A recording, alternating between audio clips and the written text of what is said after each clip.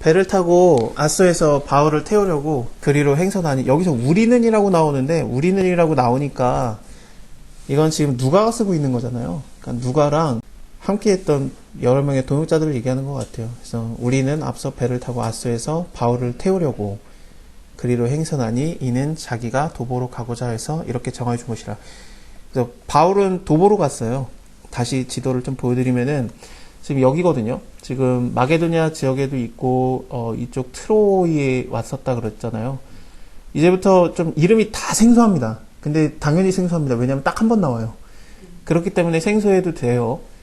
아소, 미둘레네, 사모스, 밀레도, 바다라. 자, 이런 생소한 이름들 이제부터 나옵니다. 그래가지고 일단은 바울은 도보로 가면서 이곳들을 다 지나가면서 전도를 했고, 그 다음에 누가라든지 나머지 사람들은 배를 타고 좀 지나가게 한 것 같아요. 이 이유에 대해서는 잘 모르겠는데, 일단은 워낙에 거액의 연보를 갖고 있기 때문에 개인이 길로 다니다가 그 도적대 만나는 것보다 나으니까 바울은 걸어가고 나머지들은 배 타고 가면은 도적질을 당해봤자 배 안에 있으니까, 도적이. 그러니까 이런 식으로 사용을 했던 것 같습니다. 바울이 아소에서 우리를 만나니 미둘레네 배에 올리고 미둘레네로 가서, 지금 우리가 방금 봤던 거 아소, 미둘레네, 이런 거기를 떠나서 이튿날 기후 앞에 오고 그 다음에 사모에 들리고 밀레도에 이릅니다. 우리가 봤던 그 지역들입니다. 잠깐 봤던 지역들. 기억을 못해도 됩니다. 한 번 나오고 지나가서. 바울이 아시아에서 지체하지 않기를 위해서, 여기가 다 아시아 지역들이거든요.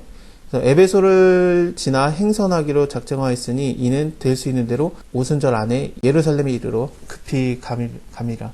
위에서 그 유두고 살린 게 무교절 지나고 나서 이제 1회를 머물렀고 그 다음에 안식 후 첫날이니까 그 무교절이 들어가자마자, 그러니까 6월절 끝난 다음에 안식일이 온 다음에 안식 후 첫날이, 그날이 초실절이에요. 그러니까 무교절 이튿날 때가 되는 거죠.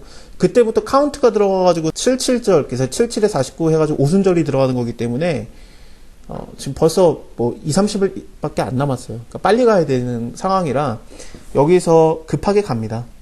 예루살렘에 거기 가가지고 오순절 날에 예루살렘에 있는 사람들을 좀 만나려고 한 것 같아요. 그러니까 바울이 뭐 오순절, 그러니까 77절이라고도 할 수 있는데 오순절이라든지 6월절이라든지 그때 예루살렘에 가가지고 예배드려라 그 구약적인 율법을 지키려고 하는 게 아니라 이때 예루살렘에 사람이 엄청나게 많이 모이기 때문에 그들을 전도하려고 하는 걸 수도 있고, 베드로가 그랬던 것처럼 베드로도 오순절 때 사람들 왕창 모였을 때 설교했더니 3,000명이 한 번에 들을 정도였잖아요. 어마어마하게 사람들이 모여요. 그래서 그것을 기회를 삼으려고 했던 것 같기도 하고 그렇습니다. 바울이 밀레도에서 사람을 에베소로 보내어서 교회 장로들을 청하니 오매 저희에게 말하되 아시아에 들어온 첫날부터 지금까지 내가 항상 너희 가운데서 어떻게 행한 것을 너희도 아는 바니 곧 모든 겸손과 눈물이며 유대인의 관계를 인해서 당한 시험을 참고 주를 섬긴 것과 유익한 것이 무엇이든지 공중 앞에서나 각 집에서나 꺼리낌 없이 너희에게 전하여 가르치고 유대인과 헬라인들에게 하나님에 대한 회개와 우리 예수 그리스도에 대한 믿음을 증거하는 것이다. 보라, 이제 나는 심령의 매임을 받아 예루살렘으로 가는데 거기서 무슨 일을 만날지는 알지 못하겠다. 오직 성령이 이 각 성에서 내게 증거하여서 결박과 환난이 나를 기다린다 하시나 나의 달려갈 길과 주 예수께 받은 사명 곧 하나님의 은혜를 복음 증거하는 것을 마치려 하면은 나의 생명을 조금도 귀한 것으로 여기지 아니하노라. 그래서 이렇게 말했기 때문에 죽는 것을 두려워하지 않고 갑니다. 옆에 디모데 후서 4장 7절을 적어놨는데요. 내가 선한 싸움을 싸우고 나의 달려갈 길을 마치고 믿음을 지켰으니, 그래서 이거 말한 대로 했어요, 바울이. 그래서 죽으러 가는 것을 성령이 알게 한 거죠. 그래서 내 생명을 조금 더 귀한 것으로 여기지 않는다 그러면서 가는 건데, 하나님이 미리 알게 하십니다. 너무 힘들 것 같으면 미리 알게 하시고, 보라 내가 너희 중에 왕래하여서 하나님 나라를 전파했으나 지금은 너희가 다 내 얼굴을 다시 보지 못할 줄 아노라. 이게 마지막이라는 거를 어렴풋하게 알아요, 바울이 다. 이거를 이게 마지막이 되겠구나. 그러므로 오늘 너희에게 증거하노니 모든 사람의 피에 대해서 내가 깨끗하니 이는 내가 꺼리끼지 않고 하나님의 뜻을 다 너에게 전하였습니다. 너희는 나를 위하여 또 온 양떼를 위해서 삼가하라. 성령이 저들 가운데 너희로 감독자를 삼고 하나님이 자기의 피로 사신 교회를 치게 하셨으니.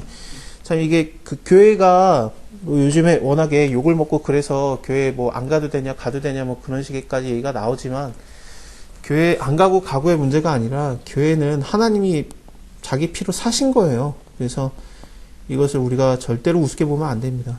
물론 잘못하고 있는 것들도 있지만 근데 원래 그래요. 왜냐면은 죄인들이 모여 있는데 당연히 이상하죠. 그래서 별일이 다 일어나는데 야 이렇게 교회가 그럴 줄은 몰랐다 그러면서 막 그럴 수는 없어요. 히브리서에서도 핏값으로 우리가 하나님 앞에 서게 되는 거거든요. 그것이 하나님께 부르심을 받았다라는 게, 염소나 송아지의 피로 아니하고 오직 자기의 피로 영원한 속죄를 이루사 단번에 성소에 들어가셨느니라. 염소와 황소의 피와 및 암염소의 죄로 부정한 자에게 뿌려서 그 육체를 정결하게 하여 거룩하게 하거든 하물며 영원하신 성령으로 말미암아 흠없는 자기를 하나님께 드린 그리스도의 피가 어찌 너희 양심으로 죽은 행실을 해서 깨끗하게 하고 살아계신 하나님을 섬기지 못하게 하게 되냐. 그러면서 우리가 예수님의 피로 하나님을 맞대하는 담력을 얻게 되는 건데, 그것은 교회라는 뜻이 사실 그래요. 교회라는 게 부르심을 입은 자들의 모임이기 때문에 불러진 거거든요. 그러니까 하나님께 이렇게 불려진 거예요. 그래서 하나님께 우리가 담대히 만날 수 있는 그런 담력을 얻고, 예수 그리스도의 피 때문에 그렇습니다. 그래서 이 피로 사셨다라는 것은 그런 의미로 봐야 됩니다. 어쨌든 내가 떠난 후에 흉악한 이리가 너희에게 들어와서 그 양떼를 아끼지 아니하며, 또한 너희 중에서도 제자들을 끌어서 자기를 쫓게 하려고 어그러진 말을 하는 사람들이 일어날 줄을 내가 아노니, 이런 이리 같은 자들이 온다, 어그러진 말을 한다, 니네가 끌려간다, 그럴 줄 안다. 그러므로 너희가 일깨워서 내가 3년이나 밤낮 쉬지 않고 눈물로 각 사람을 훈계하던 것을 기억하라. 되게 이 마지막 바울의 말들이 거의 예수 그리스도께서 제자들에게 당부하셨던 것과, 내가 너희를 보내는 것이 양떼를 이리에게로 보내는 것과 같다, 막 그런 식으로도 얘기를 하셨었잖아요. 되게 비슷해요. 그리고 또 3년이나, 예수님도 3년 동안 공생의 사역하셨잖아요. 3년이나 밤낮 쉬지 않고 눈물로 각 사람을 훈계하던 것을 기억하라. 그래서 바울을 그래서 지금 어떤 식으로 표현을 하고 있는 거냐면은, 누가복음과 사도행전을 연결해서 봤을 때 누가복음에서 예수님이 했던 행동들을 12사도가 그대로 닮아서 하거든요.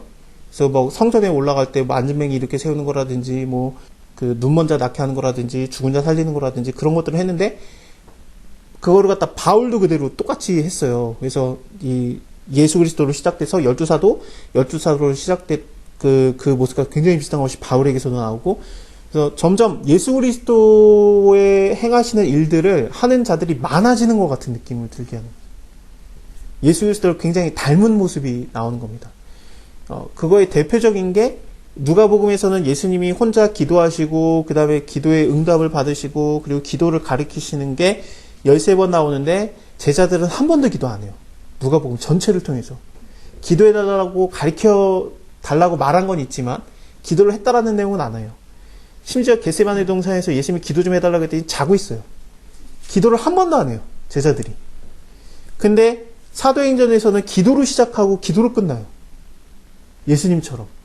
그게 뭐냐면은 누가복음에서 제자들이 진짜 기도를 안 했다는 게 아니라, 제자들, 예수님의 하셨던 행동들을 이제 제자들이 닮았다라는 걸 표현한 거예요. 그리고 그 역사가 일어났고, 바울을 통해서도 지금 그런 일들이 일어나는 거고. 그래서 예수님의 모습과 굉장히 많이 이렇게 합쳐지는 게, 겹쳐지는 것은 당연합니다. 왜냐하면 누가가 그렇게 맘먹고 쓴 거기 때문에 그렇습니다. 내가 너희를 주와 및 그 은혜의 말씀께 부탁하노니, 그 말씀을 너희에게 능히 든든히 세우사 거룩하게 하심을 입은 모든 자 가운데 기업이 있게 하시리라. 내가 아무 은이나 금이나 의복을 탐하지 아니하였고, 너희 아는 바에 이 손으로 나와 내 동행들에 쓰는 것이 합당하여서 범사에 너희에게 모본을 보였노니. 그러니까 바울이 혼자 선교비를 다 썼다라는 게 여기서 나오는 거예요. 그러니까 자기와 함께 다니던 그런 선교의 동역자들의 비용까지도 바울이 다 혼자 댄 겁니다. 장막을 만드는 일을 해서 번 돈으로 갖다가 이것을 다 했고, 고린도 서신에서도 내가 너희에게 안 받았다라는 얘기를 해요. 왜냐면 너네가 받으면 그것 때문에 시험 되는 자가 있으니까 내가 차라리 죽을지언정 안 받는다 그러면서 이제 받지 않았다는 내용이 있는데, 받을 수 있지만 안 받았다라는 내용을 하죠. 그래서 다른 사도들은 받았다. 심지어 그 부인들의 쓸 것까지도 받았지만 나는 너에게 안 받았는데, 내가 너에게 안 받았다고 내가 너희에게 뭐 잘못한 게 되느냐 그런 식으로 말하거든요. 그게 거짓 사도들이 들어와가지고 바울을 갖다가 막 올가매는 말들이었어요. 그것을 좀 생각해 보면 됩니다. 주 예수의 친히 말씀하신 바 주는 것이 받는 것보다 복이 있다 하심을 기억하여 할지니라. 이 말을 한 후에 무릎을 꿇고 저희 모든 사람과 함께 기도하니 다 크게 울며 바울의 목을 안고 입을 맞추고 다시 그 얼굴을 보지 못하리라 한 바를 인해서 더 근심하고 배에까지 그를 전송합니다. 그래서 이렇게 배를 타고 이제 예루살렘으로 가는 거죠. 예루살렘으로 가는데 다 말려요. 다 뜯어 말립니다.